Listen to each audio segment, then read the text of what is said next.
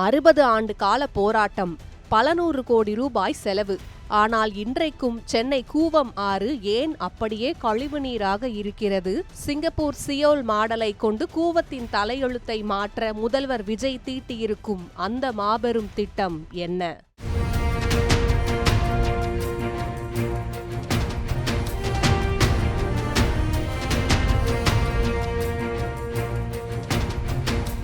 சென்னை நகரின் வளர்ச்சிக்கும் அடையாளத்திற்கும் மிக முக்கிய சான்றாக விளங்கும் கூவம் நதியை சீரமைக்க புதிய அரசு தனது பட்ஜெட்டில் சர்வதேச அளவிலான மாடலை கையில் எடுத்துள்ளது. இதற்காக நகராட்சி நிர்வாகத்துறைக்கு பெரும் நிதி ஒதுக்கீடு செய்யப்பட்டு கூவம் மற்றும் அடையாறு நதிகளை மீட்டெடுக்கும் திட்டம் முதன்மை முன்னுரிமையாக அறிவிக்கப்பட்டுள்ளது. ஒரு காலத்தில் சென்னையின் மிக முக்கிய நன்னீர் ஆதாரமாகவும் குடிநீர் தேவையை பூர்த்தி செய்யும் நதியாகவும் இருந்த கூவம் திட்டமிடப்படாத நகர்மயமாக மற்றும் சுத்திகரிக்கப்படாத கழிவுநீர் தொடர்ச்சியாக கலக்கப்பட்டதால் மிக கடுமையாக பாதிக்கப்பட்டது.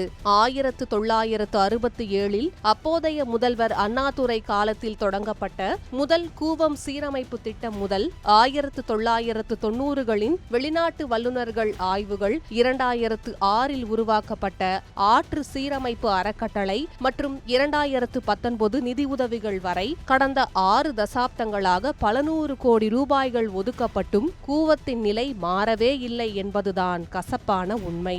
இந்த திட்டங்களுக்கு முதன்மை சவாலாக இருப்பது நதியில் சட்டவிரோதமாக கலக்கும் 100க்கும் மேற்பட்ட கழிவுநீர் வெளியேற்று பாதைகளும் ஆற்றின் கரைகளில் அமைந்துள்ள ஆக்கிரமிப்புகளும் தான். மேலும் காவிரி அல்லது தாமிரபரணி போல கூவம் ஒரு பற்றாக்குறையற்ற வற்றாத ஜீவநதி அல்ல.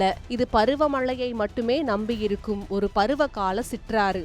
இதனாலேயே இயற்கையாக ஆற்றில் ஓட்டம் குறைந்து கழிவுகள் தேங்கும் நிலை ஏற்படுகிறது. சுற்றுச்சூழல் வல்லுநர்களின் கூற்றுப்படி கூவம் நதியை அதிகபட்சமாக 45% மட்டுமே பழைய நிலைக்கு மீட்டெடுக்க முடியும் என்று சுட்டிக்காட்டப்படுகிறது. இத்தகைய சவால்களுக்கு இடையேதான் சர்வதேச அனுபவங்களை முன்மாதிரியாக கொண்டு கூவத்தை சீரமைக்க விரிவான திட்ட அறிக்கை தயாரிக்கப்பட உள்ளது.